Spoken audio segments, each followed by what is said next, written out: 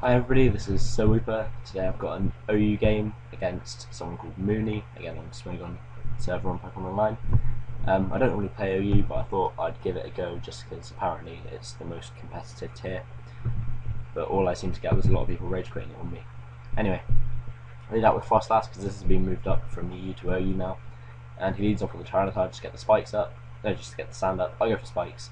He tries to pursue me thinking I'm going to switch out. And I just predict him to pursue it again, go for the Destiny Bond, and get rid of his Tyranitar first turn. Well, second turn. Which is always useful just because Tyranitar's a pain in the ass to deal with if you don't have fighting, basically. Bring in Jirachi, he brings in his Dragonite. I'm going to go for the Body Slam here, expecting him to Dragon Dance and try and set up straight away. I get the Power Hacks first turn, that's not really surprising, as with Jirachi's ability Serene Grace, it has a 60% chance to paralyse. And I just put up the Stealth Rocks here, as he goes to the Fire Punch and takes me out.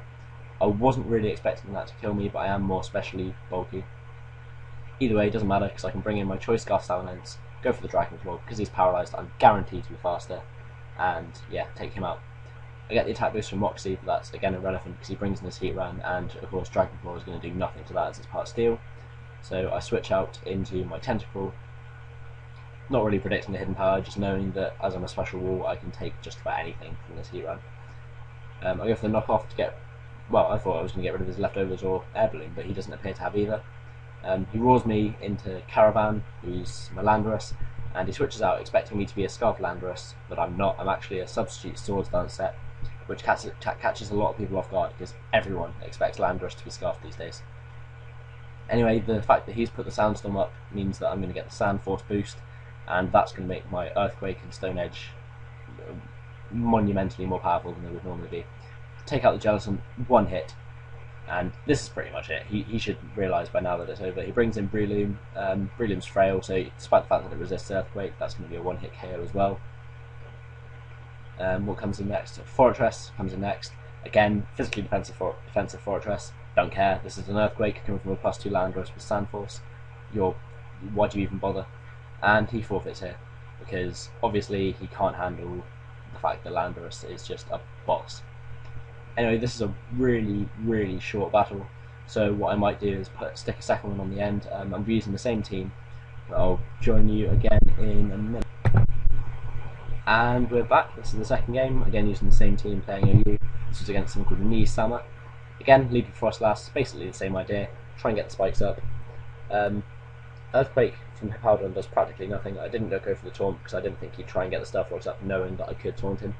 So I get my second layer of spikes, as he goes for the Stealth Rocks there, and I wasn't quite sure on the Destiny Bomb mechanics here. I go for it thinking that his Earthquake would probably take me out, leaves me on a tiny amount of HP and I get killed by the Sandstorm. So Frostlass, I suppose it kind of did its job getting the spikes up, but really didn't do as much as it could have. Go into Tentacruel, not expecting him to want to stay in and take a Surf. He switches into his Skarmory, and well, I was playing quite competitively this game. I just wanted to make sure that I won, really. Go for the knockoff to get rid of the leftovers on Skarmory, and now that is not going to be half as much of a pain as it could be. He gets up his layer of spikes, which his entry hazards are starting to rack up. I mean, I can always just rapid spin them away, so I wasn't really too fussed at this point. And I'm just going to go for another Surf and get rid. Oh no, I don't go for another Surf. I tried going for the rapid spin. Didn't expect Jellicent to come in. He obviously predicted the Surf or the rapid spin just because Jellicent gets water absorbed, so it would have done nothing anyway.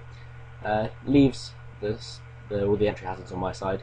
Not really too chuffed with that, but there's not really a lot I can do about it while Jellicent's in. I start setting up the Toxic Spikes. He gets a burn on Scald. Again, doesn't really matter, because all Tentacle is really meant to do, set up spikes and spin away entry hazards. Goes to Shadow Ball, doesn't do that much, but he gets the special defense drop, which means that the next one is going to come too close to killing me, for my liking anyway. I believe he goes for a second one anyway, I could be wrong. I go for the knockoff, again getting rid of leftovers on one of his walls is always good, which means they're not going to be getting continuous recovery. I nearly died to the burn, and I decide here I'm going to switch out just in case there comes an opportunity later on to Wish Pass out to Tentacruel, bring it back in and get rid of the entry hazards. I bring in Jirachi just because I know that this Jellicent can't really do anything to me at all. And he switches out into his Heat Run, predicting, I don't know, maybe Body Slam, something like that. I just go for the Stealth Rocks, and I've now got nearly all the hazards that I possibly could, and I'm all set to start shuffling things around and then going for a sweep. I bring in Tentacle here as Death Fodder, just because I want to see what his Heat Run's going to do. it goes to the Lava Plume, which lets me know that it's probably a more defensive variant, and I bring in Caravan. As he switches out, I go again for... No, I don't go for the sub, I believe this time. I just go straight... Oh no, I did sub. I don't go for the Swords Dance then. I just go straight for the Stone Edge to get rid of Starmie, knowing that it's faster than me, and if I try to set up a Swords Dance, then it's just going to Ice Beam me the next turn. Oh, Earthquake not Stone Edge, because higher accuracy and all that. Howden comes in, again, they've got the sand up, but Howden's so bulky that there's really not going to be a lot I can do to it.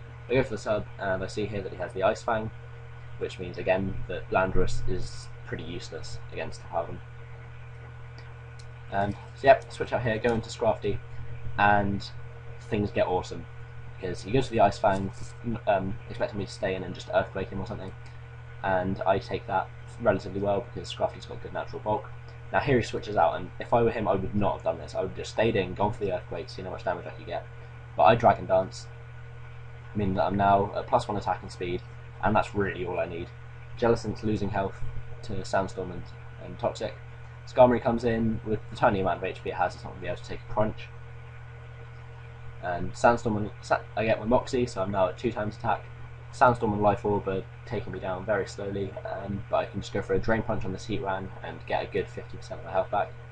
Though he protects this turn, it doesn't really end up doing much. I take a tiny bit more Sandstorm damage, but that's really all that comes out of it.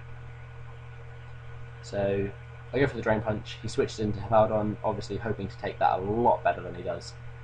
Almost kills him, and I was so annoyed. If that had killed him, that would have just been ideal, because I would have had slightly more HP back. Doesn't really matter too much in the long run, I suppose. I just go for the second Drain Punch, and I get a crit there, which is completely and utterly useless, because there was no way I was going to live at that point. I'm now at +3 attack, 2.5 times. Jellicent comes in, dies to entry hazards, and after this, I believe he forfeits and runs. So 2 games where I've just proved that all that really happens when you play OU is if you start sweeping, people rage quit because they can't handle it. Anyway, I had good fun recording this. Hope you enjoyed the double header. Just leave me any criticisms, constructive otherwise, what tiers you'd like to see me battle in, because I really don't mind. I'll play almost anything as long as I don't get spammed with OU all the time. So yeah, bye.